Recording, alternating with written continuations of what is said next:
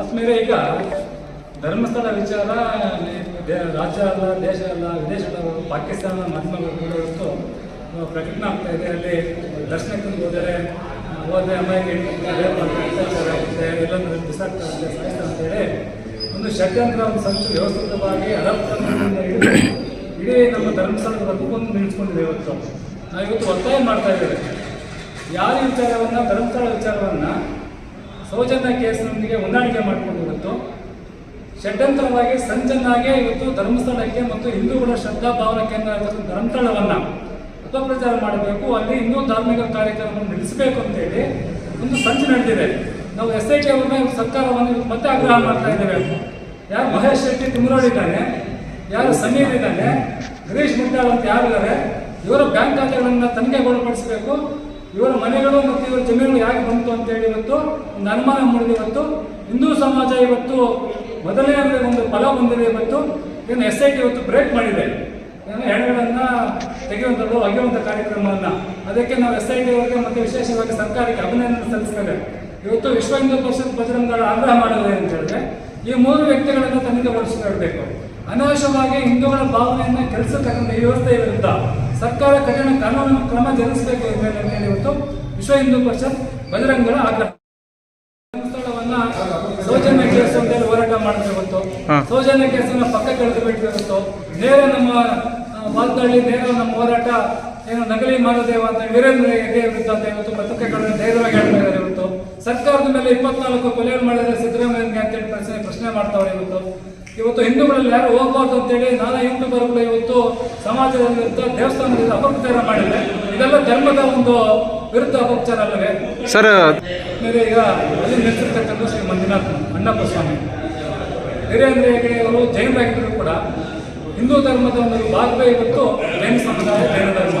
ನಾವೆಲ್ಲರೂ ಕೂಡ ಇವತ್ತು ವೀರೇಂದ್ರ ಹೆಗ್ಡೆ ಬೆಳಿಗ್ಗೆ ಶಿವನ ಪೂಜೆ ಆರಾಧನೆ ಮಾಡ್ತಾರೆ, ಮಂಜುನಾಥ ಸ್ವಾಮಿಗೆ ಆರಾಧನೆ ಮಾಡ್ತಾರೆ, ನಮ್ಮ ಧರ್ಮವನ್ನು ನಡೆಸ್ತಾ ಇದ್ದಾರೆ. ಅವ್ರ ಧರ್ಮವನ್ನು ನಿಂತ್ಕೊಂಡ್ಬಿಟ್ಟು ಇಲ್ಲೇನು ಪೂಜೆ ಮಾಡ್ತಾ ಇಲ್ಲ, ಅಲ್ಲೇನು ಮತಾಂತರ ಮಾಡ್ತಾ ಇಲ್ಲ.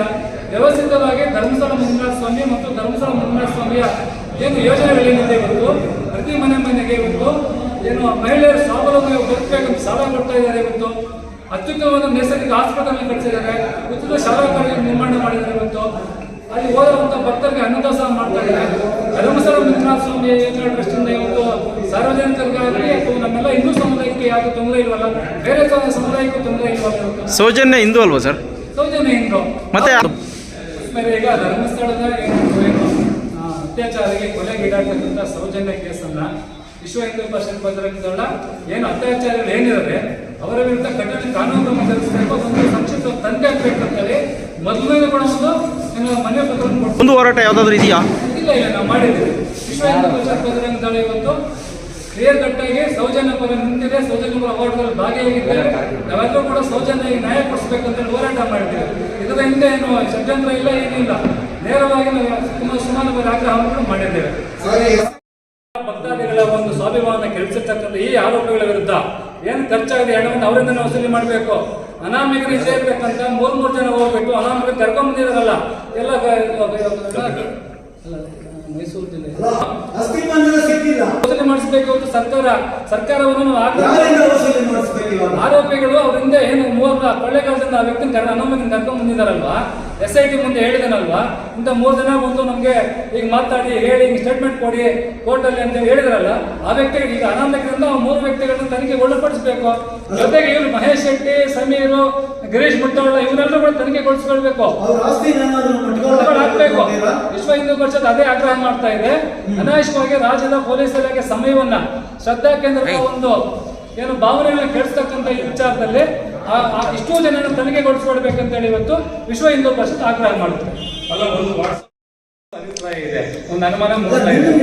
ಈಗ ಸರ್ಕಾರ, ನೀವು ಹೇಳಿದ ಪ್ರಶ್ನೆಗೆ ಸರ್ಕಾರ ಯಾವುದೋ ಅನಾಮಿಕ ಬಂದು ಧರ್ಮಸ್ಥಳದಲ್ಲಿ 1000 ಹೆಣ್ಣುಗಳನ್ನು ಊತಿದ್ದೇವೆ, ನಾನು ತೆಗಿತೇನೆ ಅಂತ ಹೇಳಿದಾಗ ಏಕಾಏಕಿ ಅವನ ಮಾತುಗಳನ್ನು ನಂಬಿಕೊಂಡು ಹೋಗಿ ಇವತ್ತು ಅಗೆಯುವಂತ ಕೆಲಸ ಮಾಡುತ್ತೋ, ಸರ್ಕಾರದ ಹಣವನ್ನು ಪೋಲ್ ಮಾಡಿದೆ.